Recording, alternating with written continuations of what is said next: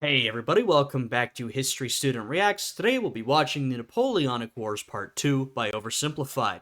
So last time we saw Napoleon's early life and career as he worked his way through the ranks, eventually crowning himself Emperor of the French. We ended with the War of the Fourth Coalition, which Napoleon of course won, as he usually did.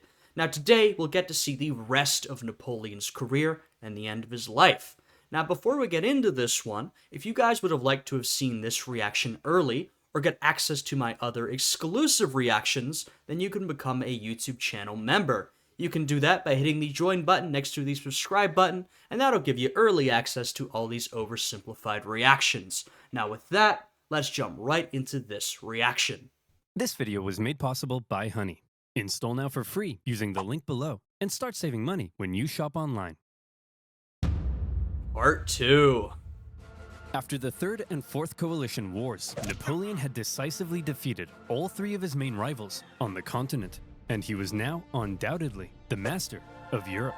Yeah, Napoleon was absolutely the master of continental Europe, though Britain was still master of the seas, right? They would remain a thorn in Napoleon's side, and thorn might be understating it, more like a sword in Napoleon's side, right up until the end of the Napoleonic Wars, his most steadfast opponent.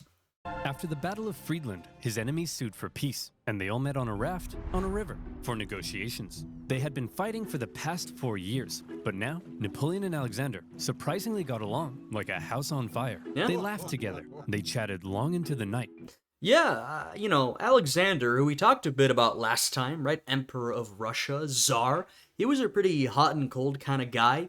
His behavior could differ pretty drastically from day to day, just sort of depending on what mood he woke up in the morning, right? So he could be pretty unpredictable. At times, he was the greatest enemy of the expansionist French, but at other times, he was a great personal buddy of Napoleon's. So here, we see the two getting along pretty well, right? So this was a good day for Alexander and Napoleon, but like I said, he could be unpredictable. They kissed. The two had a lot of mutual respect, and Napoleon even told his wife that if Alexander were a woman, I would make him my mistress. Kind of a weird thing to say to your wife, Napoleon. Yeah. In the end, they came to an amicable agreement. Russia would lose barely any land, and in return, they'd join France against the UK and invade Sweden. Win-win. On the other hand, Frederick William III was sidelined, and Prussia lost an enormous amount of territory to French client states. Yeah, so we talked about Prussia last time, how under Frederick the Great, a couple decades prior, they had been this great military power, famous around the world. Well, during the Napoleonic Wars, especially at this early point, their performance had not been fantastic. Their ruler was no Frederick the Great, right? They were not living up to that image of themselves, and so they are greatly reduced. We also see here the creation of the Duchy of Warsaw, which is a sort of semi-independent Polish state. Now, it is, of course, a client state of the French, but this is the best thing the Poles had had since Poland had ceased to exist. Right? Remember, at this point, Poland had been an independent state up until the late 1700s, when it had been partitioned by its neighbors, right? Eaten up by Russia, Prussia, and Austria. And so, there were a lot of Poles who still remembered that Polish state and wanted another state of their own. And during the Napoleonic Wars and the Wars of the French Revolution, a lot of those Poles had decided to join up with the French. They felt that was their best option to get some sort of autonomy and independence. And as we can see, it was paying dividends, right? Once again, it's not entirely independent, right? There's a lot of either direct and indirect French influence, but they at least have some sort of state. And if you're familiar with the history of Poland, over the next roughly 200 years, Poland would not have a good time, right? So it's sort of looking up for Poland in this moment under Napoleon, and that is not going to be the case for definitely the rest of this century and the century to follow. Only the UK remained as the last major threat to Napoleon, and they continued to be a big thorn in his side, Right. constantly funding his enemies and using their powerful navy to wreak havoc on French trade and overseas colonies. But what could Napoleon do? The British were safe across the channel. Well, he said, if I can't fight you with guns, I'll fight you with money. Earlier in 1806, Napoleon had announced the continental system, a total shutoff of the UK from continental trade. No one in Europe was to trade with Britain, and Napoleon hoped that by hitting their economy, he could force them to negotiate. The British economy did take a hit, and they responded in their typical fashion by going to Copenhagen and blowing a bunch of stuff up. But Classic Britain, right? So Napoleon has been soundly defeated by the British at sea, right? The Battle of Trafalgar truly cemented that British dominance over the seas. Napoleon can't do much about that. He cannot take his forces to Britain. It's simply not going to work. The Royal Navy is in his way. And so what he does is try to block off British trade to the continent. Now, you can certainly see where he was coming from, right? Britain is, at this time, basically the stereotype of, the fat industrialist with money bags, chucking money at everyone he saw, right? Britain is extremely wealthy, even compared to these other European powers. This is the early 1800s, and, industrialism has a long way to go, but Britain is far more industrialized than any other country on Earth at this point. They have a very sophisticated colonial and trade operation. Basically, they're very rich, and they are, not only funding a lot of the opposition to Napoleon on the continent, but they are doing a lot of trade with these European countries. And so Napoleon's idea is, why don't we cut off that trade? Genius. Now, as Oversimplified points out, the British economy does take a hit. However, you can probably imagine how the other European countries react to this.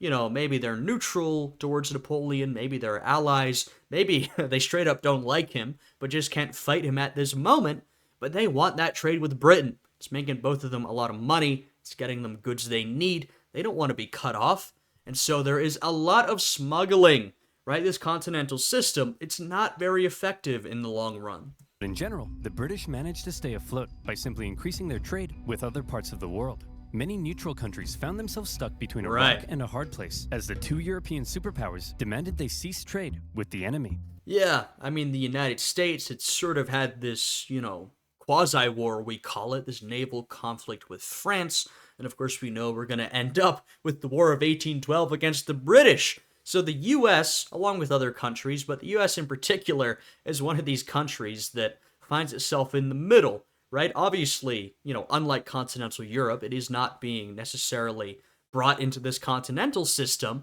but the U.S. finds it's taking pressure from both Britain and France, so it's in a tough situation. Hey America, you better not trade with the French, or else I'll come burn down the White House. What? This is gonna wreck my economy. I need to start saving money. How the heck am I gonna start saving money? Yeah, that's right, you know where this is going. Do you like shopping in store? Okay. Of course not. Then you'd have to get up and use your legs. Gross. Well, what if I told you could save money doing your shopping from the comfort of your own outhouse, allowing you to... And as I usually do, I'll let this ad play through, sort of out of respect to the original content creator. You can check out this video, it's linked down below. Go give Oversimplified a like, subscribe, all that good stuff. I think Honey was recently in some sort of bad controversy, so I'm not going to recommend you go and check them out. But, I usually let the advertisement play through. So seriously, why haven't you added it to your... But I disavow. Click on the link below, joinhoney.com/oversimplified, and you can get Honey for free in 2 easy clicks. That's joinhoney.com/oversimplified to start saving money on your online shopping. Now, where were we? Oh yeah, making peace with the Russians, a continental blockade, and blowing up Copenhagen. Sick of being blown up for doing almost nothing and under significant pressure from Napoleon, the Danish officially sided with France. But Napoleon's blockade had the biggest effect on continental Europe, who were now cut off from a major trading partner, one that controlled the seas and held a rich, growing empire. And a lot of countries didn't fully comply. Britain is not only providing this sort of early industrial era type of good, but Britain has this massive colonial empire, and a lot of these other countries are having some issues with their colonies, right? Britain has very much cut off France from what remains of her empire, which isn't much at this point. And so Britain's also providing a lot of those goods that need to be shipped in from around the world, right? So it's really not very nice to be cut off from all of that. Portugal, a traditional British ally, refused to take part. No problem. Napoleon sent an army and invaded. But it wasn't just Portugal. Many of Napoleon's allies were also suspect. Your Majesty, It seems that Spain isn't properly enforcing your blockade. Spain? Why not? Well, it appears they've been trying to find a way out of being your ally since they lost their fleet at Trafalgar. What is with these people? Yeah, so France and Spain had sort of been allies within recent memory at this time, right? Particularly as Britain was rising to become the great colonial power. Two of your sort of lesser colonial powers, France and Spain, they sort of team up against her, right? We can see that in how France and Spain support the Americans during the American War of Independence. See this in things like the Seven Years' War, right? They're sort of teaming up against the Brits, who are the biggest threat. But Britain has still been getting the upper hand. So essentially, Spain has sort of been brought along with France in this, but they were never super comfortable with the revolution in the first place, the French Revolution. And now they're sort of like, can we get out of this arrangement? We're not feeling so great about it. It's almost like everyone's only pretending to be my ally because they know otherwise I'd beat them up. Do I even have any real friends? Are you my friend, Pierre?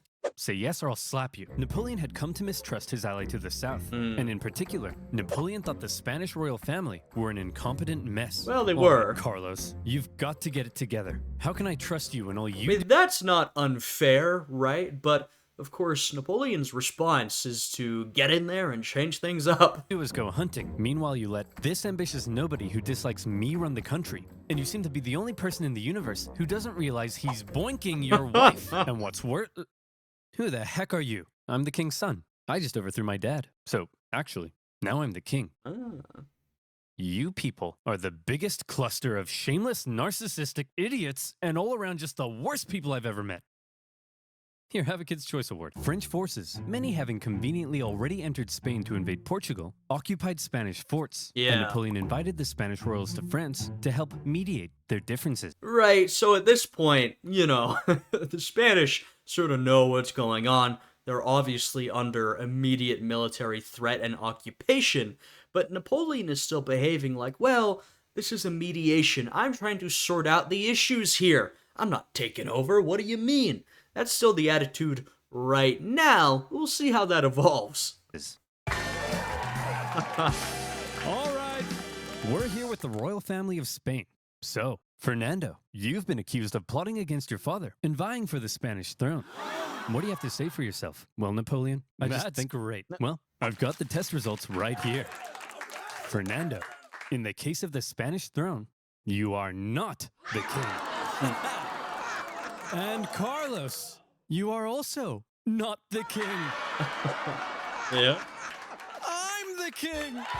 Well, not quite, actually. Close. Napoleon puts his brother in charge of Spain. Now, putting Joseph, his brother, in charge is obviously a way for Napoleon to exert control, but he doesn't quite declare himself king. It's a step removed from that. Actually, Napoleon made his brother the king, but for all intents and purposes, Spain was now his puppet. He expected the Spanish people to be over the moon at the removal of their unpopular royal family. Imagine his surprise when it turned out that people don't really like to be subjugated by a foreign power, least of all one who had previously attacked the Catholic Church. And so the people of Spain revolted. Yeah, so, Napoleon conquers a lot of territories and installs a new governments. Napoleon, he was a conqueror, but he also made sure to change up everywhere he conquered, right? He was interested in reforming administration, putting in new governments, etc., etc. Now, it is true that there were a lot of these sort of unpopular conservative feudal governments throughout Europe, and a lot of the reforms Napoleon implements in the long term would be pretty popular, right? A lot of these liberal ideas that Napoleon spreads following the Napoleonic Wars, these are things that people want back.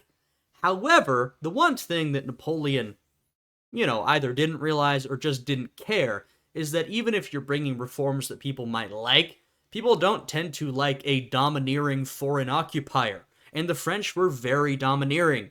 They did a lot of looting over the territory that they controlled, right? Looting not just money, but also precious art, right? They were notorious art stealers, particularly from Italy and Spain, right? And so they exert very direct, at times very violent control, which obviously doesn't make them popular, usually among the people of these countries that they inhabit.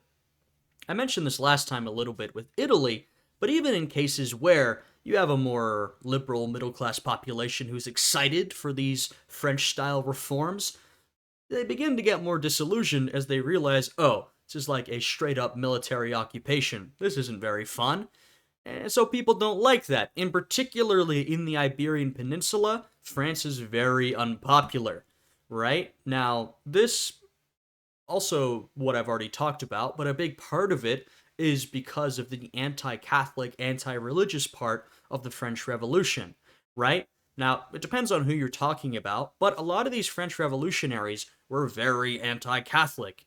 You know, they had persecuted priests in their own country that had refused to swear an oath to the revolution, right? They had taken the land of the Catholic Church, right? They essentially wanted the Catholic Church to have no role in French life. Now, to be clear, probably the vast majority of Frenchmen were still Catholics. And, like practicing Catholics, Catholics who still believed in their faith.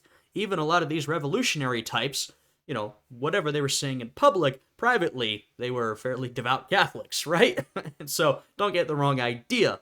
However, France had taken a lot of this anti-religious action, and the people of Europe knew that and mostly hated it, especially your sort of peasants throughout the countryside. And at this time, Spain was still a very rural country. A lot of European countries were, but it was not industrialized really at all, was not very urbanized. And so you can imagine all of these very conservative Catholic peasants, they hated the idea of the godless, anti-Catholic French heathens, as they saw it, coming in to rule their country. And so all these things combined lead to essentially popular uprisings throughout Spain.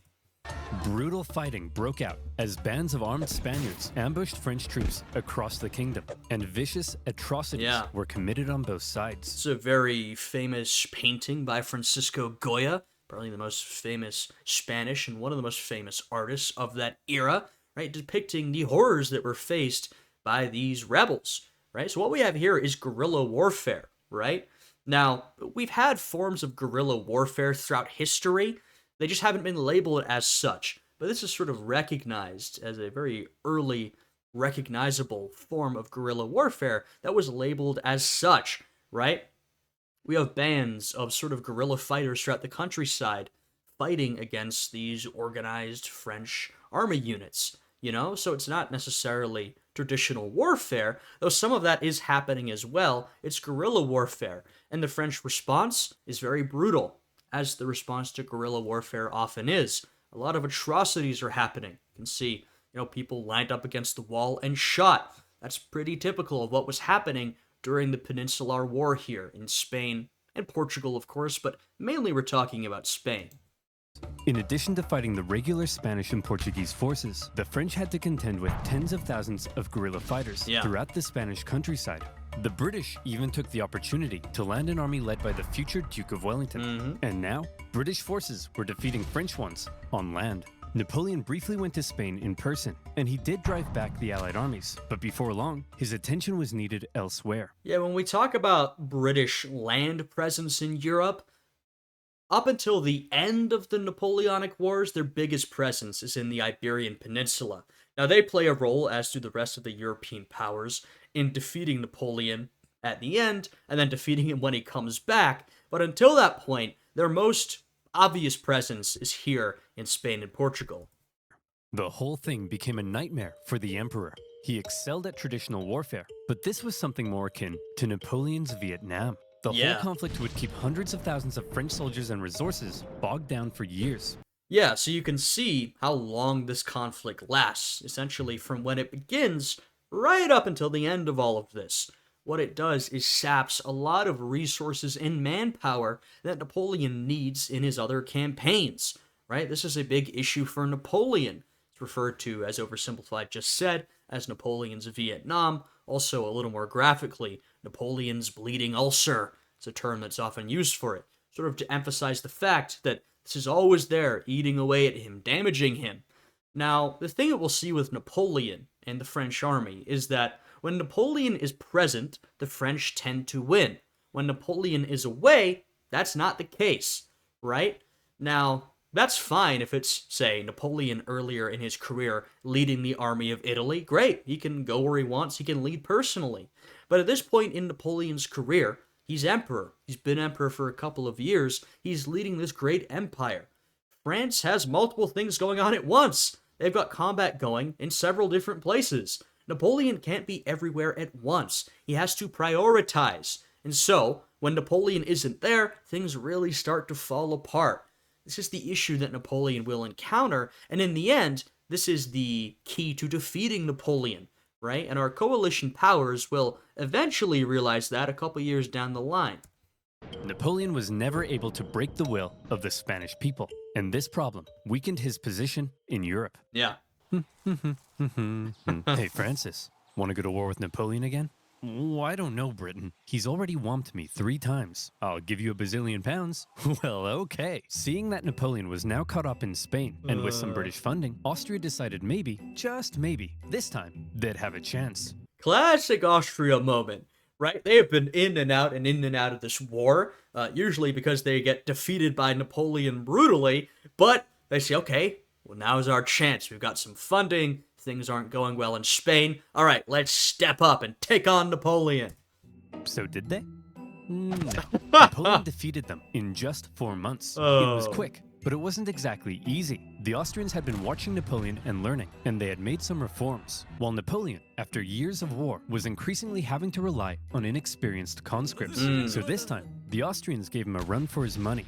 The Fifth Coalition saw some of the bloodiest battles to date, including Napoleon's first major defeat, and when he did finally defeat the Austrians at the Battle of Wagram, it was a very costly victory. Yeah, I mean, we see some very bloody fighting. Clearly, Napoleon's enemies are learning from him at this point. Finally, they've been learning, but it takes a couple of years for them to catch up. Even so, Napoleon still wins, right? He is still the supreme military power here, but things are not so easy. And he talks a little bit about how Napoleon's using recruits. That's becoming more of an issue. At this point, not so bad. After Napoleon's disastrous invasion of Russia, that will be a major problem. I mean, you can see the number of casualties. Napoleon is losing a lot of men every time one of these wars happens, and he needs to keep finding more men to fight in his armies. And, you know, France has a pretty big population, but eventually you'll run out of people. Though that's not even the main issue. The main issue is that Napoleon has all of these skilled veterans that are really the core of the Grand Armée, his military.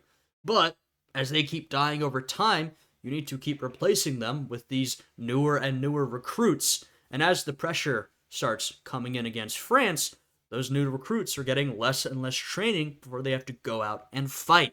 So Napoleon's still on top right now. Don't get that wrong. But there are some warning signs beginning to flash. Still, Napoleon had yet again kicked Francis's butt, and as part of the peace terms, Austria lost a bunch more land. Yeah, Not long Austria so loses pretty badly. after, however, Napoleon and Francis came to another agreement. It was decided that Napoleon would marry Francis's young daughter. But wait, doesn't Napoleon already have a wife? Well, yes, he did. Josephine and Napoleon had become quite fond of one another, but now that Napoleon was playing the monarch game, he needed a male heir, and his aging wife wasn't giving him one, so it was out with the old and in with the new. At least he didn't behead anyone. For Austria, Yeah, so for Josephine, sort of a sad moment. For Napoleon, in some ways, sort of a sad moment, right? As he did really love Josephine. But, you know, like Oversimplified said, he's playing the monarch game now. Napoleon, there's a couple things he wants. Well, the main thing he wants is legitimacy, right? So he wants to marry into it, right? He wants to make himself on par with the other rulers and emperors of Europe. And he's hoping by marrying into this family, that's going to happen. Also, he wants an heir who also has legitimacy. And so what he's doing here is basically saying, hey, I'm sort of marrying into the high European aristocracy. I'm royalty just like you guys. Can you accept me now? Now, of course it doesn't work, right? These other European monarchs still see Napoleon as a total upstart. Even Francis does, even though Napoleon is literally marrying into his family. So it doesn't really work the way Napoleon wants, but he's sort of trying to legitimize his rule and get himself a legitimate heir. they felt that if Napoleon was going to keep on winning, they may as well be on his side. So through the marriage, Napoleon got an alliance with Austria and a beautiful baby potato. Between the failing blockade against Britain, the ongoing war in Spain, and now his recent struggles in Austria, cracks in Napoleon's invincibility were beginning to show. But still, look at this map. So blue, so beautiful. Even Sweden, after being pulverized by Russia, overthrew their king, and after an interesting chain of events, ended up putting one of Napoleon's own marshals in charge. Marshal Bernadotte took the name Karl Johan and became Crown Prince of Sweden. Yeah, and Bernadotte's line is still ruling Sweden today. So that's quite an interesting life. You know what I mean? You are a marshal of Napoleon's. Already, that's pretty damn impressive. And you go on to be the monarch of another country whose line is still ruling that country today. Very interesting. After agreeing to join Napoleon's continental system, for now, Sweden was Team France. Yeah, for now. You might think, well, Bernadotte's on the Swedish throne. Of course he's going to stay loyal to Napoleon. Napoleon has a lifelong ally in Sweden. I wouldn't be so sure. Napoleon was on top of the world. He had won an endless string of victories. All he had to do now was sit back and not make any major miscalculations that could completely turn the tide of war. Yeah, I mean, you can look at Napoleon's record, and it's unimpeachable. It's victory after victory after victory. The Peninsular War is not going so well. But, save a massive blunder, what could possibly mess this up? We all know what's coming. The point I'm going to make is that, this may have been one of those moments when Napoleon had a chance to cement his position and try to reintegrate France into the normal geopolitical order. Now, there's a lot of debate over this, right? The debate is always, well, do these wars keep going because Napoleon's a warmonger, because he's ambitious and can't help himself, or do the powers of Europe refuse to let Napoleon rest in peace? Do they force him back into war? I think it's absolutely a combination of the two. It's absolutely true that there was always an incredible pressure on Napoleon from these other European powers, and they absolutely did not want him to be ruling France. That's true. However, I do think there are a couple of moments when Napoleon does have a chance to try and achieve a longer-lasting peace. Now, would it have worked? I don't know, right? I know some people think it absolutely wouldn't have worked, and Napoleon had to keep fighting. I can't tell you that. It's hard to tell. But I do think this is one of those moments when there may have been a missed opportunity. So let's see what comes next. France's alliance with Russia was a terrifying prospect. Together, the two could have been unstoppable. But unfortunately, the alliance didn't last. The Russians felt they weren't getting a fair deal. Napoleon's Duchy of Warsaw right on their doorstep was a bit of an insult. And then their economy began to tank because of Napoleon's British blockade. And this is why I say, I'm not really sure that it would have led to a lasting peace, right? There's a lot of issues here. The Duchy of Warsaw is very offensive to Russia, and especially the continental system, it's unpopular throughout Europe. If Napoleon wanted to keep that up, it was probably going to result in more warfare, or at least incredible unrest. And eventually, they began to open up trade. Your Majesty, it seems Alexander is no longer abiding by the continental system and has begun trading with the British. Alexander? But he kissed me. He kissed you? You wouldn't get it, Pierre. No one would ever kiss you. The security of Napoleon's empire depended on removing the British threat, and he wasn't happy with Russia's backdoor shenanigans. And so in 1812, Napoleon decided to go to war. He gathered... Yeah, and so Napoleon decides to launch an unprecedented in scale mass invasion of Russia. Okay, well, that's a response. We'll see how that works out. Together, the most massive army Europe had ever seen, made up of troops from every corner of his empire, and he prepared to invade. Okay, it looks like Napoleon's coming for us. Generals, I need ideas. We could stand and fight. No, that's stupid. You're stupid. We could run away. You're a star. You'll remember Napoleon's tactics relied on astonishing speed to outmaneuver his enemy and force a quick, decisive battle. Well, I've got two words for you. Scorched earth. If his opponent retreated while scorching the earth, his men couldn't live off the land. And if his men couldn't live off the land, he needed his supply trains. And if he needed his supply trains, he couldn't move quickly. And if he couldn't move quickly, he couldn't outmaneuver his enemy. And if he couldn't outmaneuver his enemy, I think you get the point. Right. So we can call this a scorched earth strategy. You can also compare it to the Fabian strategy used in ancient Rome. Right? There are a couple of names for this, but essentially what you're doing is trading territory for time. right? This is not a new idea. It's often used by states that have territory to trade but need more time, right? So we can talk about the Fabian strategy in ancient Rome, where the Romans were like, well, we can't take on Hannibal, so we're just going to sort of back off as he raids our countryside, wait for him to wear himself out. You see this a lot in places like Russia and China in particular. Why? Because these are massive countries. They've got a lot of land. And so, when an enemy's invading, sometimes your best option is to back up, bide your time, and let your enemy tire themselves out. Let them go beyond their supply lines. Let them run out of food and supplies, that sort of thing. The burnt earth part of the strategy, scorched earth, I should say, is that as you're retreating from the enemy army, you are basically destroying all the towns and fields and supply depots that you leave behind, so that the advancing enemy army, they can't take advantage of those, right? So they're going to be stuck in your big-ass country with no food, no supplies. That's going to be very bad for them, right? So this is a strategy that we've seen used throughout history that could, at times, as we might be about to see, be very effective. Napoleon launched his invasion and hoped for a quick battle, but all he could do was try to catch the retreating Russians while moving deeper and deeper into hostile territory. As he went, the horribly hot summer devastated his army. His men died of heat, exhaustion, and disease. Supplies began to run out, and his men began to starve. Many deserted, and still the Russians continued to retreat. Numerous times Napoleon considered turning back, but that little voice in his head kept on telling him, keep going. Just a little further. And don't worry, you're definitely average height for the time. He was, but anyway. I like how they're depicting it here.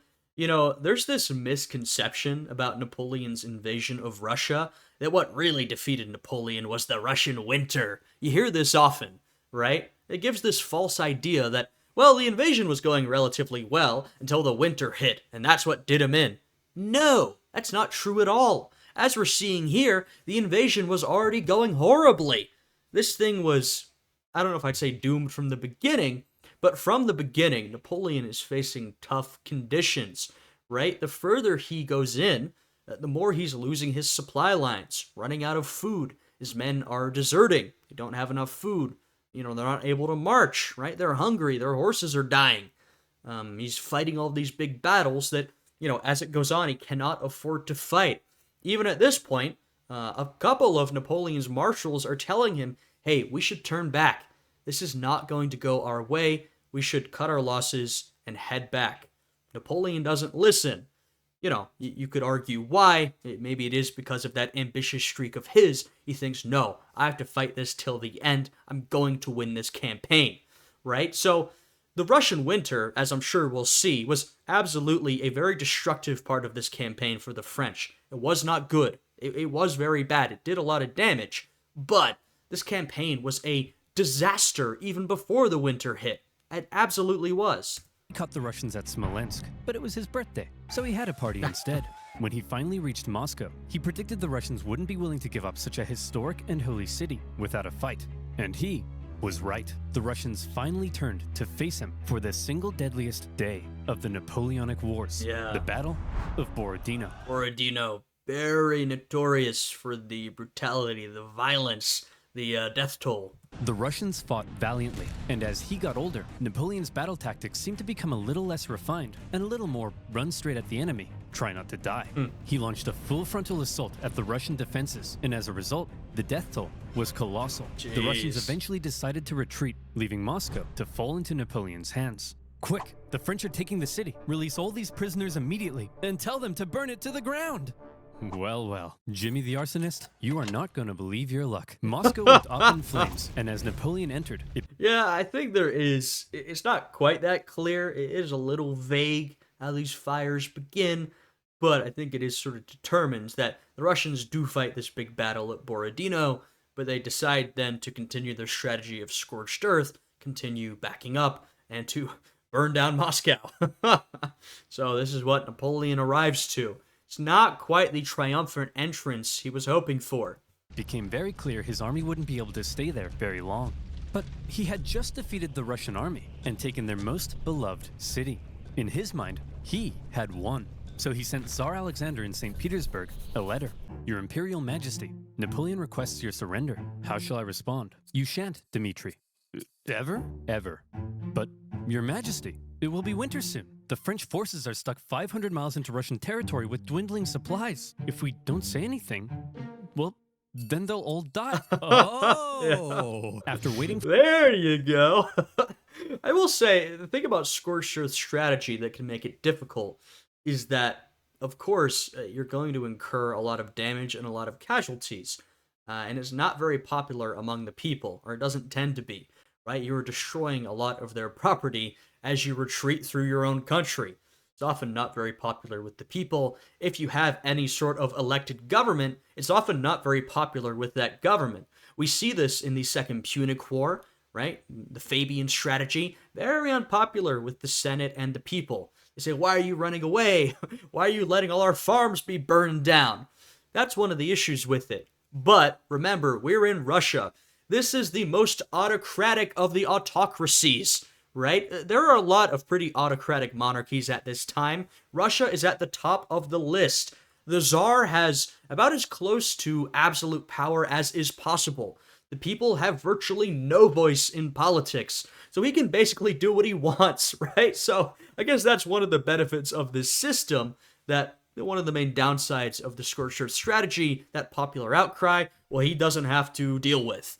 Now, it does put some pressure on him as the war's coming to an end and as the war's wrapping up. Some parts of Russia in particular are not in a great place, though Russia's pretty triumphant by the end. But overall, the Tsar, he can basically conduct his war operation however he'd like. for a response for about a month. The first snow of winter began to fall, and Napoleon sensed the catastrophe that was about to unfold. He decided their only choice now was to get out. And that's when it happened. It got cold. Stupid cold. So, just to point out again, as we're seeing here, the winter is going to be really horrible for the French army, but we've seen how horrifically the campaign's already been going. This invasion was already not doing well, right? It's already, they've sort of fallen in the face of this Russian strategy. They can win battles, but it's just not enough. And so this is sort of just the horrific end to an entire campaign that was not really working. His glorious invasion had just become a race for survival. As the Russians realized the French were fleeing for their lives, they began to close in on their supply line. Men froze to death, their horses as well. There was starvation and disease. The injured and dying could only be left by the side of the road, as it was too slow to try to carry them. And all along the way, the dreaded Russian Cossacks stalked the bleeding French army, and every now and then swept in for a quick attack. Yeah, so very brutal and bloody. One of the, maybe the darkest moment of Napoleon's military career, frankly. I know he, in the end, sort of loses it all, but this really might be the darkest moment in his military career.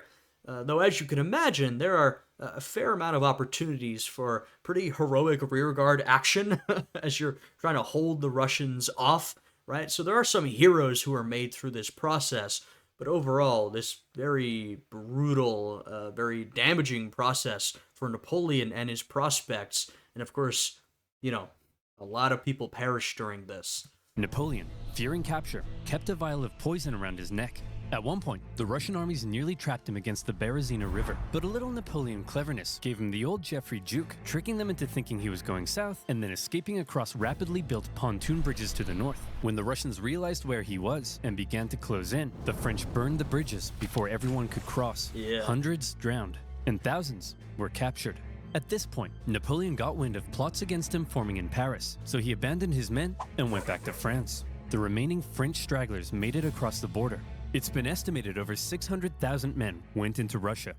Less than 100,000 returned. Damn. Napoleon was now in So the cracks are really starting to show for Napoleon, right? What began with the Peninsular War has expanded greatly with the invasion of Russia, right? The Peninsular War was sort of Napoleon's first campaign that didn't go to his expectations. Well, I guess Egypt, but that is much earlier in his career and doesn't nearly have the importance of the Peninsular campaign, right? This is a real thorn in Napoleon's side, right? His bleeding ulcer, his Vietnam.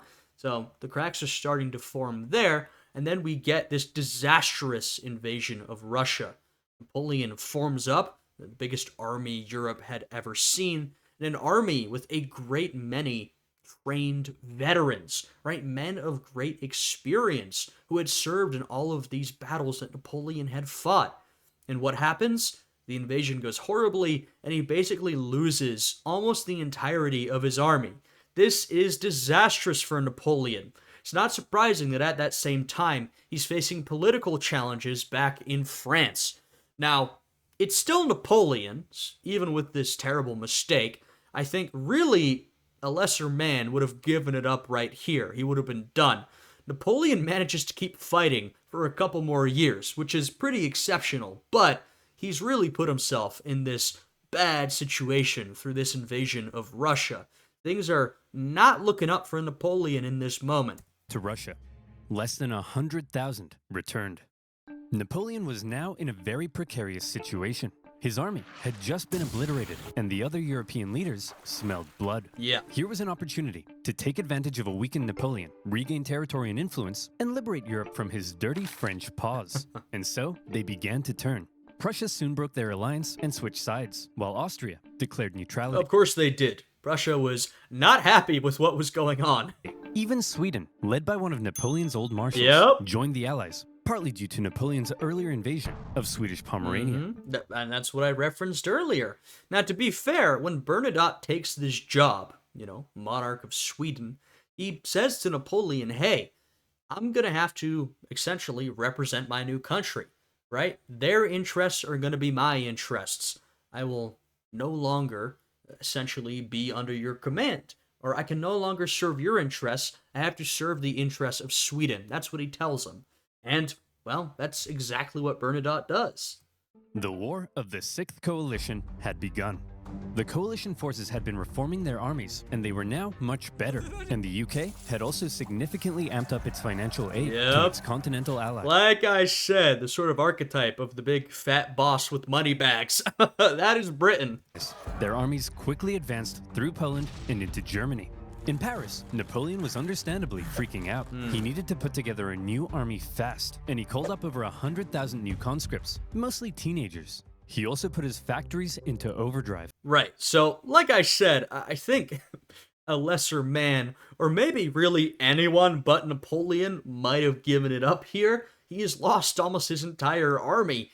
He has to. It's not like, he sort of has to tweak things at the edges. No, he has to build an entirely new army of almost entirely new conscripts. And they are not getting the training they need. They do not have the experience they need. But Napoleon still does it. Like I said, it's pretty incredible to see him, even at this late stage, still performing this way. And he was like, you, make more rifles. You, build new cannons. You, make more horses. I don't make horses. Then who makes horses? Horses make horses. Explain how. Well, when a daddy horse and a mommy horse love each other very much. Yes, go on. Well, then the daddy horse... I'm sorry, Napoleon. You're 43. I thought you'd know this stuff. Don't touch me. I'm gonna be sick. As it turned out, Napoleon's lack of horses would take the biggest toll on his army, since his tactics relied on speed, maneuverability, and destruction. When he took the fight to the Allies in 1813... Yeah, the cavalry was an extremely essential part of Napoleonic strategy. I mean, of course, you've got how they were used for intel gathering and scouting, but the role in combat as well, sort of these staged big battles, extremely important to Napoleon's quick, decisive style. And not only did a lot of people die during the invasion of Russia, but so did a lot of horses, right? And initially the significance, might not be clear to you, but Napoleon needs those horses for his military operations, and there's only so many horses you can have, you know what I mean? He did defeat them and sent them running, but lacking cavalry, he was unable to effectively pursue and destroy. He needed horses. For the Allies, being defeated in battle by a man whose army was now full of inexperienced conscripts was concerning. So both sides were like, hold up, time out. The Allies were somewhat cornered, and had Napoleon kept going, it's possible he could have won. But instead he agreed to a brief truce with the Austrians mediating between the two sides. When Austria demanded Napoleon make major concessions, Napoleon told them to shove it. Having had their terms rejected, Austria felt now they were justified in saying, well, we tried, and they joined the coalition. Yeah, and so this is another moment when major concessions, sure, but of course we have hindsight, right? But the only way Napoleon was ever going to make it out of this, still leading France, was if he had made major concessions. And even then, maybe it wouldn't have worked, but essentially another opportunity for peace that Napoleon does not heed. Now, once again, we're looking at this in hindsight. However, if you're an impartial observer, reasonable at this time, you can probably say to yourself, well, Napoleon has lost so many men in Russia. Sure, he's still a military genius. He still stands above all of his European rivals, but you're dealing with much different conditions. Napoleon is running out of horses, of supplies, of men, right? He's got this new army of conscripts. These other European powers, especially as they're all coming together, it's sort of going to be a matter of time before they can take out Napoleon. Now, they're still going to have to come up with a strategy of how to do that, but I do think it's sort of at this point when Napoleon's condition becomes terminal. And by condition, I mean being closed in on by every one of your neighbors, right? And we're entering into the period when, if Napoleon doesn't negotiate his way out of this, he's not making his way out as Emperor of France.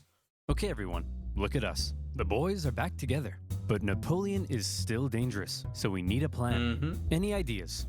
Ooh, I know. No, forget it. That's stupid. Oh, no. I've got it! When he approaches, we run away. Yep. Genius. He's a genius. The plan was as follows. Wherever Napoleon advanced, whoever he advanced on would avoid battle, allowing the others to sweep in from the sides and attack the French marshals guarding his flanks. Essentially, the plan was, don't try to fight Napoleon. And it really was genius, right? This was the strategy that would beat Napoleon. As we've talked about, whenever Napoleon was there, the French tended to win. Whenever he wasn't, that was a different story. And so, with their growing numerical advantage, right, as Napoleon is struggling to gather men, well, these coalition allies are only getting stronger and stronger. As they get more allies joining up, they're raising more men, and so what they do is they use that numerical advantage. They take their several armies and they advance, right, towards France, towards Napoleon. Whenever he tries to fight one of them, they back up. That allows the other armies to attack Napoleon's other forces while he's not there, which gives them a much better chance of winning, because we know they can't beat Napoleon, or it allows them to even further advance towards Paris, right? Now, if anything, this is a credit to Napoleon's skill. Their strategy is very reminiscent, right? I mentioned this earlier, of what happens with Hannibal in Rome, where and it's funny we're talking about the Fabian strategy from sort of different perspectives here, but the eventual solution with Hannibal is don't fight Hannibal. Avoid him. Do everything else, but do not fight him. And that is what these European allies come up with here. I guess sometimes when you're facing such a brilliant general, you just can't fight him. But the thing is, you can win every battle you're presented with and still not win the war. And this is how. And this plan worked tremendously. The Allies scored a number of victories that saw Napoleon move back to the city of Leipzig, where he would make one last major stand as the Allied armies converged in on him from all sides. The stage was set for the biggest and bloodiest battle of the Napoleonic Wars, the Battle of Leipzig. Almost 500,000 troops from over a dozen nations stretched across the battlefield. The French found themselves fighting on all sides for 4 days against the Austrians, Prussians, Swedes, and Russians. It's no wonder this battle is also sometimes referred to as the Battle of the nations. Yep. The French fought ferociously, but ultimately were no match for the coordinated efforts of the coalition. At one point, in the midst of battle, Saxon troops allied with the French had a team huddle and were like, hey guys, I'm pretty sure the French are losing. Let's switch sides. Yeah. And so they did. Yep. When it became clear that Napoleon couldn't win, he ordered a retreat across the only bridge over the river. The Allies swarmed into the city, and desperate fighting raged in the streets. Okay, Corporal, after everyone has crossed the river, I need you to blow up the bridge. Okay? Yeah. Not before everyone's crossed, after. You got that? Yes, Colonel, I'm not 5. I can comprehend time. Good. Wait, did he say before or after? Oh no. Well, fortune favors the bold. The bridge was blown early, Yeah. and 30,000 French troops were stranded and captured. This is a real disaster, as I'm sure you can imagine. Disaster maybe doesn't even describe it, right? We've already talked about how decimated Napoleon's forces have been by that invasion of Russia, how he manages to raise up this new army, and now he loses that many men because of this event. Not good. The bridge was blown early, and 30,000 French troops were stranded and captured. A disaster. Yeah. And with that, the dominoes were beginning to come crashing down on Napoleon. In the south, an army under the British Duke of Wellington had been pushing the French out of Spain for the past few years, and were now crossing into France. Austrian armies had pushed into Italy, while Napoleon's old flamboyant cavalry commander, Murat, who Napoleon had made king of Naples, Yep. decided to switch sides. German states, many... So, Murat sort of decides that he's got to look out for himself for his own kingdom. In some ways similar to Bernadotte, though I'd say Bernadotte was more earnestly looking out for Sweden and the people of Sweden than Murat was. Murat was probably more concerned with himself.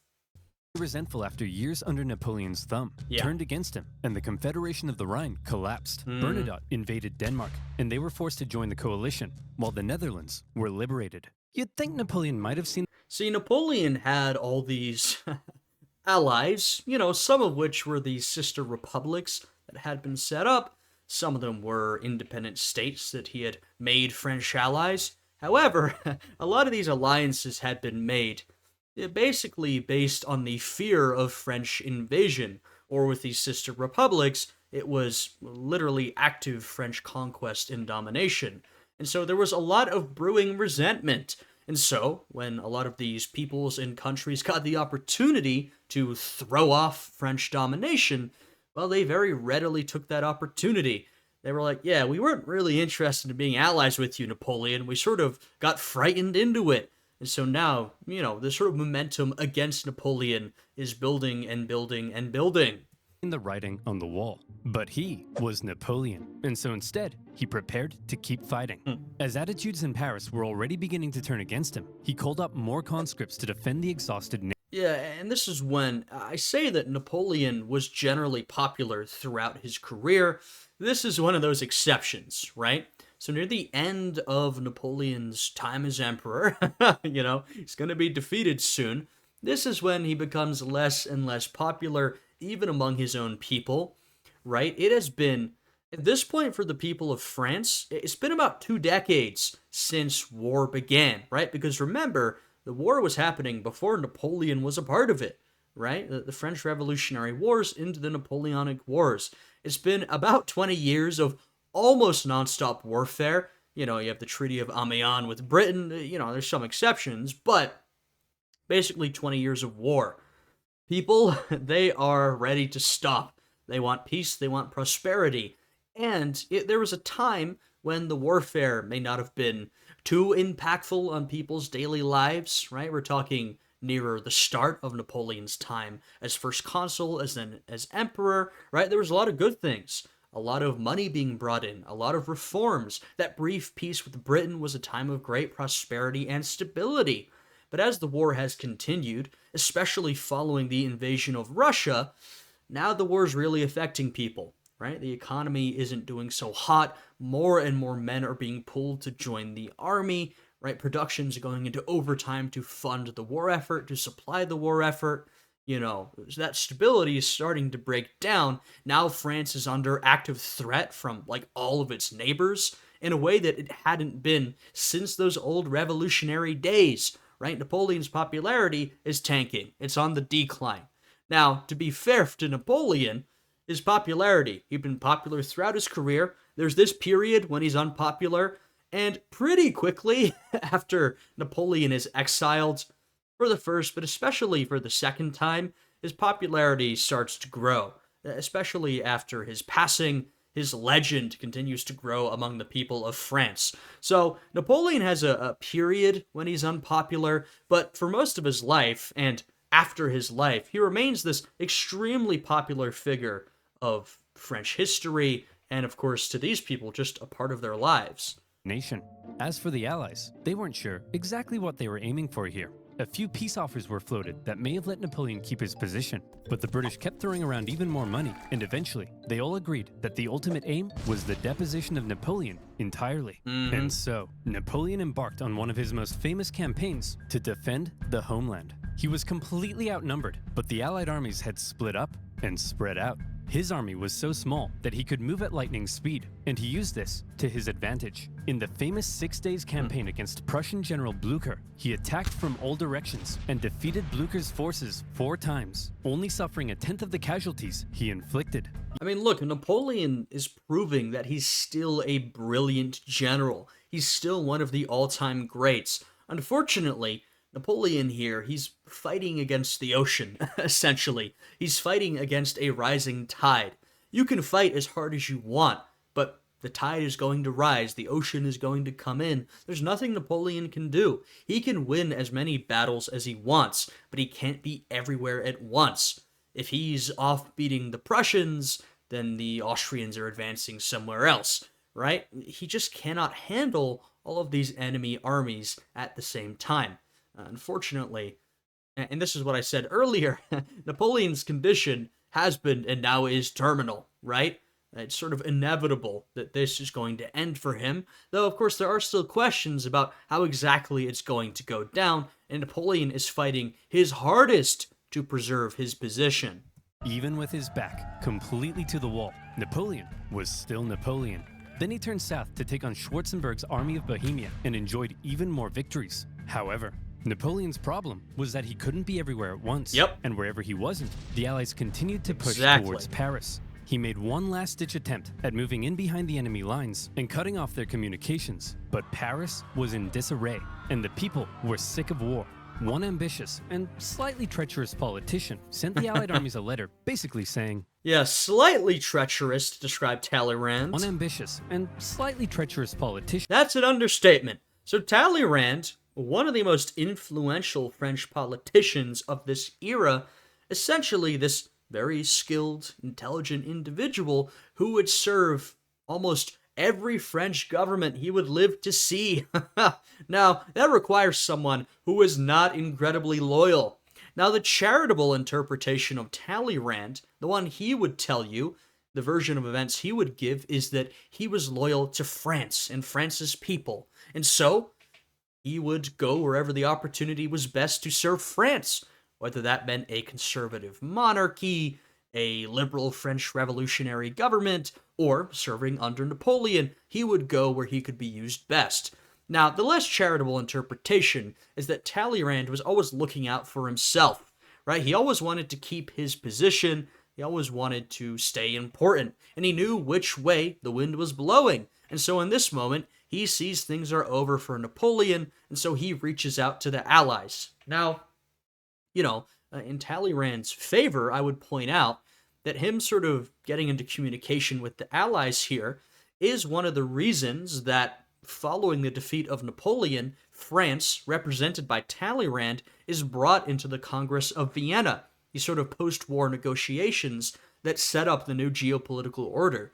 So through these actions, Talleyrand, he does buy himself a seat at the table, and thus France a seat at the negotiating table. So Talleyrand did do things that benefited his country. I do think self-interest was at the heart of a lot of it.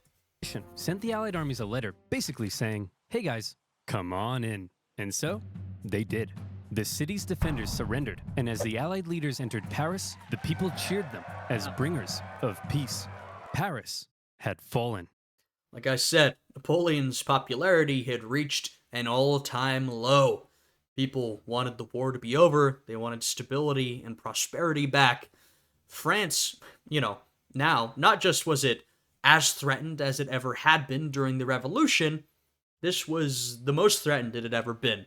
France had been invaded and the capital taken, right? To many, Napoleon had sort of failed in his number one job, which was to protect France and her interests. This is the exact opposite of that. And this is when a lot of Napoleon's own men, his own marshals, his own officers, start turning against him.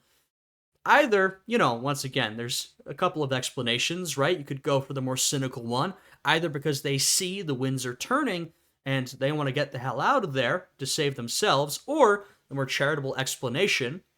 And the explanation that a lot of these men used was that, look, Napoleon, you're no longer doing what's in the best interest of France. Your actions here are actively hurting France and our people. It's time for you to give up, right? And that's how essentially a lot of the French people are feeling in this moment. Quick, marshals, gather your men. We're gonna launch an assault on Paris. Where are my marshals? They all left and told me to give you this note. Napoleon's marshals had realized what he hadn't. It was over, and they insisted all that was left now, for the good of France, was for him to abdicate. Yep. And without the support of his army, Napoleon had no choice. He hoped his son could take his place, but it was decided instead to restore the old Bourbon monarchy. Old King Louis XVI's brother would become the King of France. I mean, this was the goal of these coalition allies the whole time. They hated the French Revolution, absolutely hated it, especially once France became a republic. And Napoleon taking over didn't make them feel any better, even when Napoleon declared himself emperor and embraced these traditional trappings of monarchy. That was not enough to satisfy them. They wanted the Bourbon monarchs back on the throne. And that's what they get, right? And Napoleon wants to put his son in power. It doesn't happen. Now, you might be wondering, if you're unfamiliar with the history, how come we ended with Louis XVI, who got his head chopped off, and now we're back with Louis XVIII? Didn't we skip one? Well, that's because Louis XVII, the son of the 16th, was a child who was murdered during the Revolution, right? And so they go to the 18th. But they decide to still keep the order 16, 17, 18, because the argument is that Louis XVII, even though he was not in practice monarch at any time, he was still the legitimate monarch of France. And thus, this is Louis XVIII. They still want to hold that sort of line of succession over time, I guess for the sake of royal legitimacy.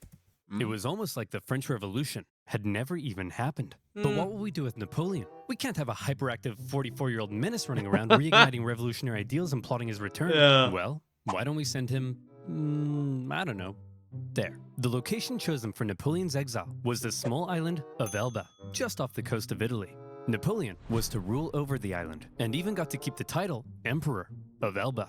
The Allies must have been in stitches when they came up with that. When he learned what his fate was to be, he drank the poison he had been keeping around his neck. But it had gone out of date, so instead of a quick and painless death, he got a painful stummy-wummy instead. Before he left France, he addressed his oldest and closest guard one last time, making an emotional speech that ended with him kissing their flag.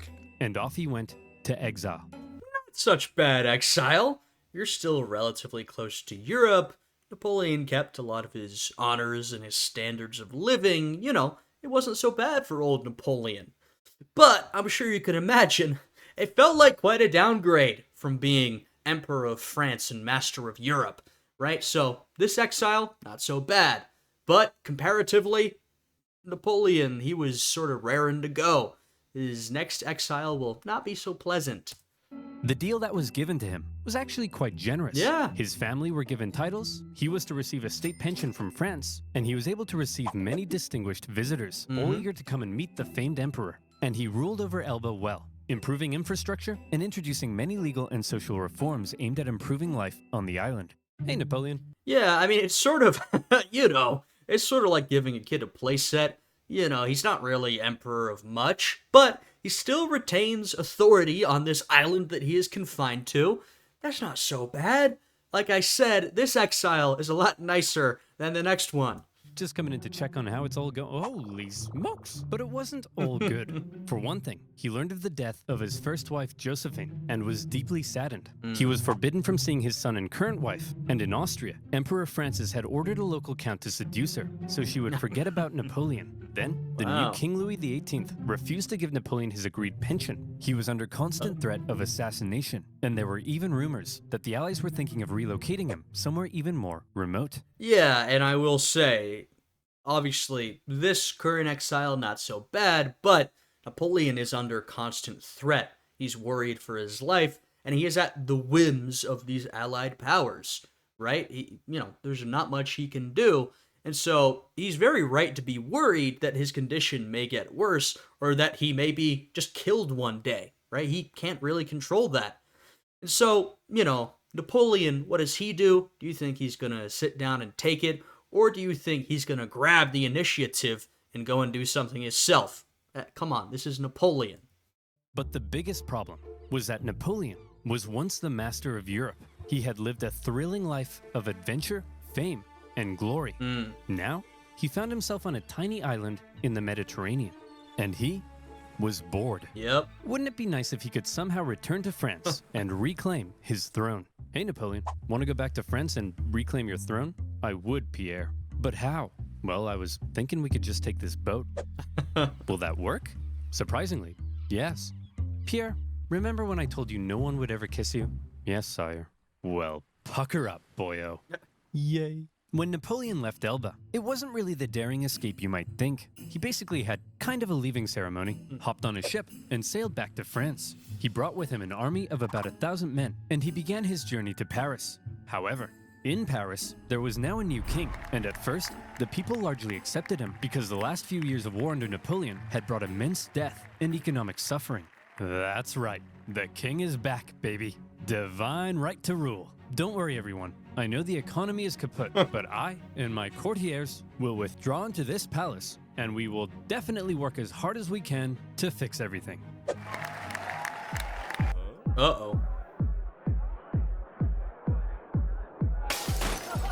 Oh, yeah. That's why we got rid of the king. As the Bourbon monarchy began to look more and more like a return to the past, and the returning nobility seemed hellbent on regaining their lost privileges. Yeah, so the backlash is pretty quick, right? Louis XVIII returns, brings his court with him. Initially, people are happy that the war is over, right? I'll put it that way. But pretty quickly, they start to understand, oh no, this is not good. We are, in some ways, getting a return to the good old days of the Ancien regime. Now, it's not a complete return, and this is a little more long-term, right? The sort of state of affairs post the Congress of Vienna, which was sort of occurring at this time, and was this great Congress of European powers to determine what would Europe look like after this war was over? How would they reshape the continent? What would the political system be, right? The geopolitical system. Now, for France, they don't necessarily go back to the way things were before the revolution. There are a lot of changes that simply couldn't be reversed, even if Louis wanted to, and he did. And his successor, Charles, wanted to even more, which will lead to another revolution. But anyway, that's looking a little too far ahead. So there are a lot of things that can't be reversed, but you can bet that the king, and especially these wealthy aristocrats, they want to reverse these changes, especially all their land being sold off. They want to come back and take their damn land. They want to regain all their privileges and their wealth and all this type of stuff, and they are not really interested in helping the people. It's pretty remarkable that, like I said, the returning king and his court, some of these revolutionary changes they have to accept, right? They really have no choice. But Louis and then Charles, they really don't seem to learn much from the French Revolution. I have to be honest. They still want to do the same thing, where they insulate themselves, grow increasingly insulated, conservative, ignore the, unrest among the people, and this eventually leads to issues, right? This is exactly what happened with the Ancien regime, Louis XVI, and we sort of see that process happening again. Now, it'll take a while to play out like that, but in the immediate, there is sort of this initial excitement, and then the backlash. the people weren't too happy. And so, Napoleon hoped that his glorious return would be met with jubilation. In the end, the reaction was a little mixed, but many were happy to see their old emperor. Your Majesty, it seems that Napoleon is back and marching this way with 1,000 men. That guy? No problem. I have hundreds of thousands of men. Send them to arrest him.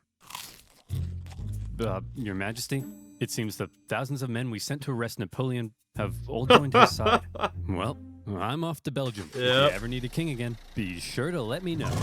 As Napoleon continued his journey, the king had sent battalions of men to stop him, but they largely comprised of Napoleon's old soldiers, many unhappy with King Louis's military reforms. And so, when ordered to arrest him, they simply couldn't do it. In one famous incident, the troops began to cry out, "Long live the emperor." When Napoleon... There's a very famous scene, a couple of famous scenes, really, of Napoleon coming face to face with his former men. And you can imagine very tense initially, but it's not really that surprising that they decide to rejoin him. You know, they remember all the glory they won under Napoleon, how he was such a charismatic figure. They were so loyal to him, right? Napoleon was truly, this is not a reference to his height, a larger-than-life figure. And they all felt that. And they were not content serving under King Louis XVIII. They weren't really interested. You know, not only did they remember Napoleon's great leadership, they remembered his reforms, they remembered how dominant France had been under Napoleon. And so all that comes back to them. And, you know, you sort of remember the good times, you forget some of the bad stuff. Napoleon comes back, and they all desert and join up with Napoleon. Louis XVIII, remembering the fate of his brother, very quickly gets himself and his court out of France. They get the hell out of there. And so Napoleon, well, he's now on a roll again. Reached Paris, with King Louis having fled. He entered unopposed to reclaim his throne. Napoleon was back from the dead. Okay, everyone, now that we've finally gotten rid of that guy, let's try to make sure something like this can never happen again. What's that doing there? Hey, fellow monarchs.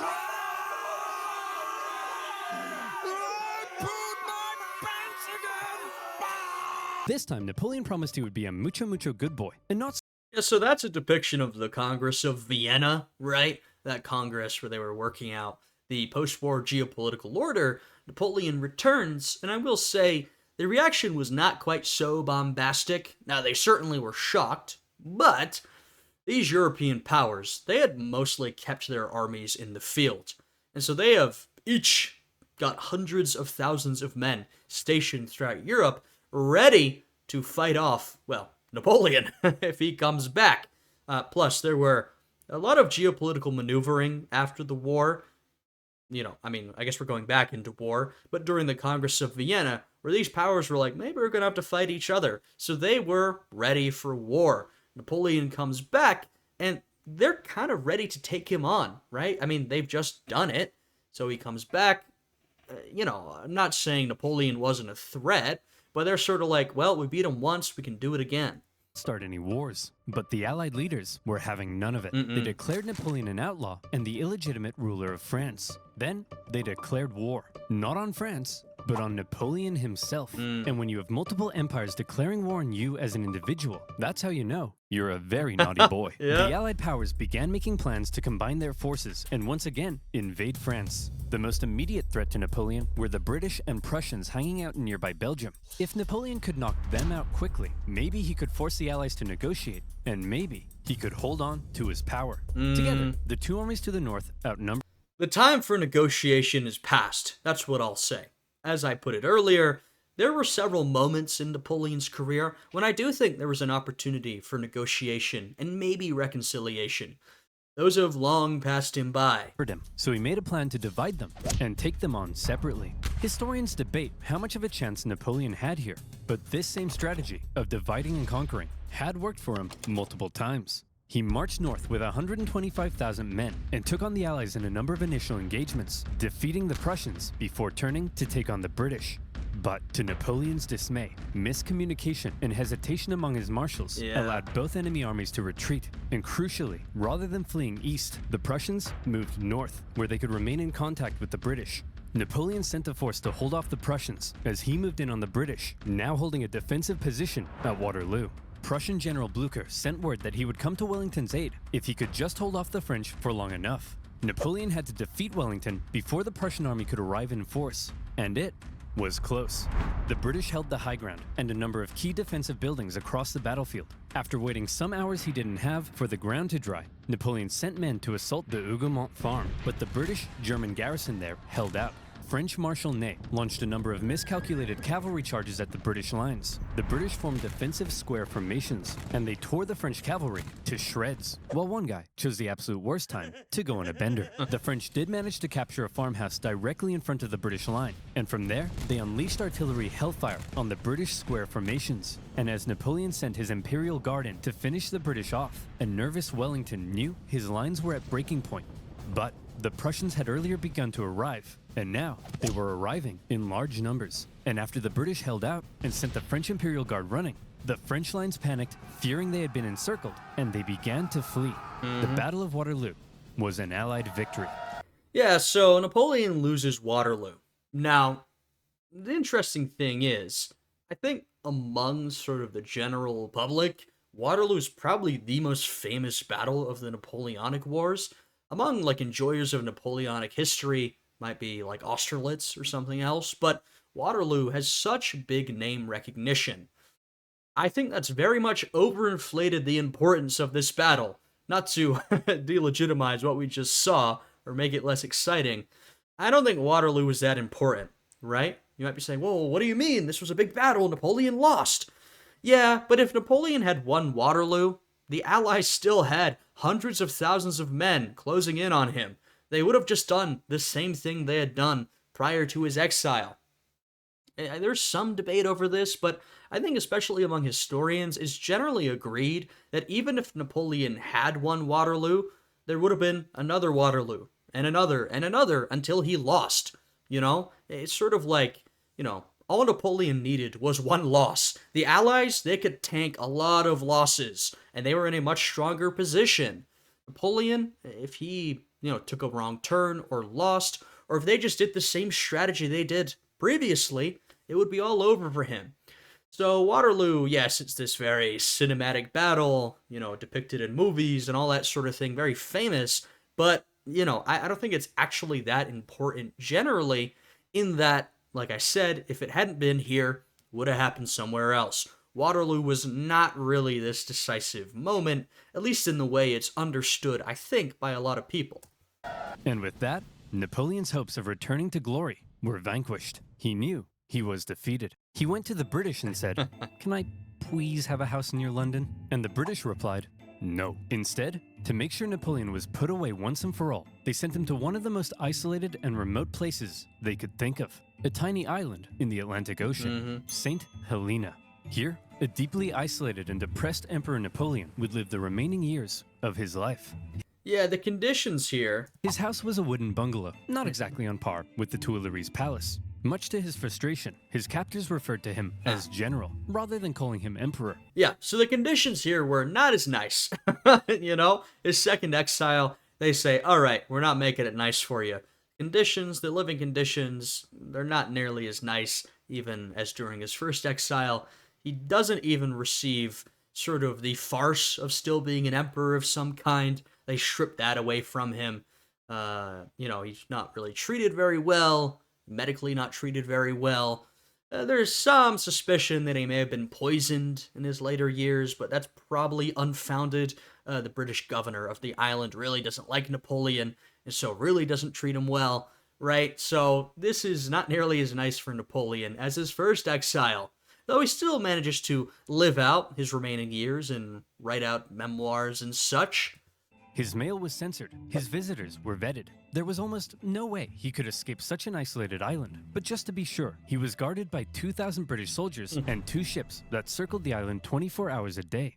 He had once been the most powerful man alive, and images of the victorious Napoleon depict a strong leader, hand firmly in jacket. Depictions of Napoleon on St. Helena show a disheveled old man, hand firmly in pants. He had lost everything. And by the way, he was only 46, so maybe it's about time you know what? You're doing all right, kid. Napoleon fought one last battle while on the island. The battle for his reputation. He spent hours writing his memoirs, espousing his achievements, recording his greatness, and turning himself and his story into a phenomenal legend. And in this battle, he certainly succeeded. Oh, yeah. His mark on history can Napoleon has always been an excellent propagandist. Now, his influence on history, it's hard to overstate, but Napoleon did just that. I'm kind of kidding, but what I'm saying here is that Napoleon had an incredible influence. But through propaganda, Napoleon was able to exaggerate even that and also skew things to make him look better than he otherwise would have, right? You can have a variety of opinions on Napoleon, but during and even in death, he was always that master of propaganda. He was really able, in many ways, to dictate how his story has been told up until this day. cannot be denied. After his defeat, the European monarchs had got to work restoring Europe to its traditional balance and reasserting their dominance. But after Napoleon had spread the influence of the French Revolution, these returning monarchs would have a difficult time regaining their absolute control. France returned to the rule of the Bourbons, but it would go on to stage another revolution, and then another one. Reaction to Like I said, Congress of Vienna, these powers are setting up the new geopolitical order. There's a lot you could say about that, but the sort of concert of Europe system that they set up, one of the ideas is that rather than everyone going to war immediately, let's do a bit of negotiation, and let's set up a balance of power system so that, no one power can get so strong that they can trample everybody else. Okay. The other side of this is that they basically want to cement this, the control of politics by these conservative monarchs, right? Now, that's not exclusively true. You can look at Great Britain, but they're kind of an outlier in this. They want to cement this conservative monarchical rule across Europe. Do they succeed? Well, in the immediate aftermath, yes. But in the long term, no. These liberal ideas that Napoleon spread throughout his life and throughout his conquests, well, they had taken root. They continued to grow more and more popular, and you would see countless revolutions throughout Europe during the following years and throughout that century that were based around those liberal ideas, many of the ideas Napoleon himself had spread, right? And so it's sort of in the short term, they managed to corral things back, not to a pre-revolutionary state, but sort of containing all these ideas. In the long run, it doesn't really work. It doesn't work in France either. Like I said, Louis XVIII, he sort of accepts some of these revolutionary changes. He doesn't want to. His brother Charles succeeds him. He's even worse. He really doesn't want to accept the liberal policies of the revolution. He insulates himself and pushes back against the population so much that they rise up in a revolution in 1830 and they overthrow him. And there's only more revolutions to come. Right? So that's sort of the geopolitical order and the political order that Europe is dealing with after the Napoleonic Wars. And a lot of this is due to the influence of Napoleon. I mean, there's a whole list of things you could talk about that occur, in part or fully due to Napoleon's influence. All these liberal ideas, the spread of the Napoleonic Code, which would serve as the legal basis for many systems around the world, the rise of nationalism, which absolutely in part you can attribute to Napoleon, the modernization of not only state apparati, but also militaries, right? There's a whole lot of things that can be traced back to old Napoleon here. Napoleon's rule in places like Germany and Italy propelled forward the ideas and feelings of modern unity and nationalism, and his Napoleonic Code still remains the basis of law in various modern countries. The modern world owes a lot to Napoleon's legacy. He remains statistically possibly the greatest military general in history, and his revolutionary military tactics changed the face of warfare. He was the last truly great leader to both lead his armies in battle while retaining total political control over a vast empire. There's still hope for Joe Biden, but the man remains somewhat of an enigma, and we still aren't sure exactly what to make of him in some regards. Was he the champion of the French Revolution, spreading equality wherever he went, or did he betray it by making himself an absolute monarch and restricting certain liberties? Yeah, this was a debate that raged about Napoleon at that time and has raged since. Right? What was Napoleon's relationship with the French Revolution? Was he its greatest champion, cementing the policies of the revolution and spreading revolutionary ideas throughout Europe, or was he its greatest enemy? Was he a betrayer who took the French Revolution, took that energy, and turned it into support for his emperorship, his empire, right? A return to this more conservative monarchical style of government. It's complicated. I could probably yap for hours about it, but as you know, it's always something in between. In some ways, Napoleon was a champion of the revolution. He definitely was in his earlier years, but even in his later years, he cements some of the ideas of the revolution. Throughout Europe, he absolutely spreads the ideas of the revolution.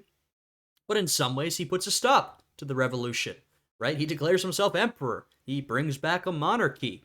He turns back the clock on some of these revolutionary ideas, brings back some conservative social norms, and he sort of puts a stop to some of the more radical ideas, brings back royal court culture, a lot of these court honors, even if they're not the same. He's obviously dealing with the trappings of monarchy. So it's, Napoleon's got a complicated relationship with the revolution. But, a lot of these people throughout Europe, they did see Napoleon as bringing the ideas of revolutionary France to these different countries, whether you viewed that positively or often negatively. That's what they saw him doing, and that is essentially what he does do. Was he an ambitious and aggressive conqueror, hell-bent on bringing Europe to its knees? Yes. Or was he simply defending himself against an aggressive Europe? A little bit, both. Both of these are true, but Napoleon was absolutely an ambitious conqueror, hell-bent on bringing Europe to its knees. Maybe not to its knees, but he wanted to conquer it all. That's absolutely true of Napoleon, and this is true as well, though I do think ambition plays a big role in Napoleon's decision-making. Hell-bent on reducing his power, some things will continue to be debated. Napoleon died at the age of 51, officially of stomach cancer, but some believe he may have been poisoned. The British buried him in a tin coffin, inside a mahogany coffin, inside a lead coffin, inside another mahogany coffin. Yep. I guess this time, they wanted to make sure he stayed where they put him. In 1840, his remains were moved to Paris, where In 1840, by the way, so it takes them decades to send Napoleon back to France. they now rest under the dome of Les Invalides. The man from humble origins, with huge ambition, ruthless determination, immaculate skill on the battlefield, and a hefty dose of luck, who was determined to make his mark on history, did just that. There is no immortality, he said, but the memory that is left in the minds of men. And in that sense, Napoleon knew he would live on forever. Yeah, I mean, look, we've talked about this throughout the series, but Napoleon, he was very aware of history.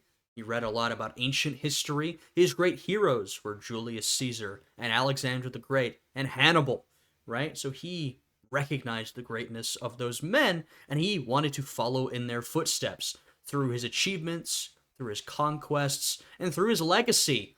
And he very much does, right? Napoleon is remembered as one of, if not the greatest military leaders of all time, right? There's always a debate over the top spots, but Napoleon is undoubtedly up there, right? He's one of the great conquerors of history, one of the great military geniuses of history. He absolutely cemented his legacy alongside these other great figures of history, which I'm sure would please him very much. Oh, and to reiterate, he was definitely average height for the time. He was. Alrighty. A nice ending to that video.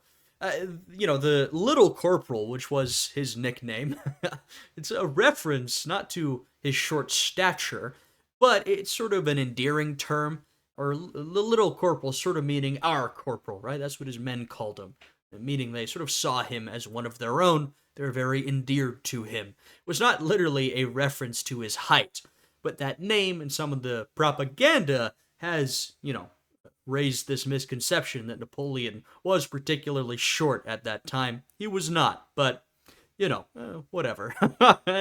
Who cares? If that's the most negative part of Napoleon's legacy, like I said, I think he'd be pretty happy with everything he is remembered for. Anyway, I very much enjoyed this two-part series. Y'all know me, I'm an absolute yapper. I can talk for as long as you let me. So I had a lot to say on the Napoleonic Wars and on the French Revolution videos. I very much enjoyed these essentially two separate series, but kind of one four-part series, starting with the beginning of the French Revolution, and then ending with the death of Napoleon Bonaparte. I had a good time with them. If you guys did, you can leave a like, subscribe. Once again, if you'd like to see my oversimplified reactions early or get access to other exclusive reaction videos, then you can check out channel memberships, which you can access by hitting the join button next to the subscribe button. And thank you to all of my members who are following along. With all that, I hope you guys are having a great day today, and I'll see you all again next time. Goodbye.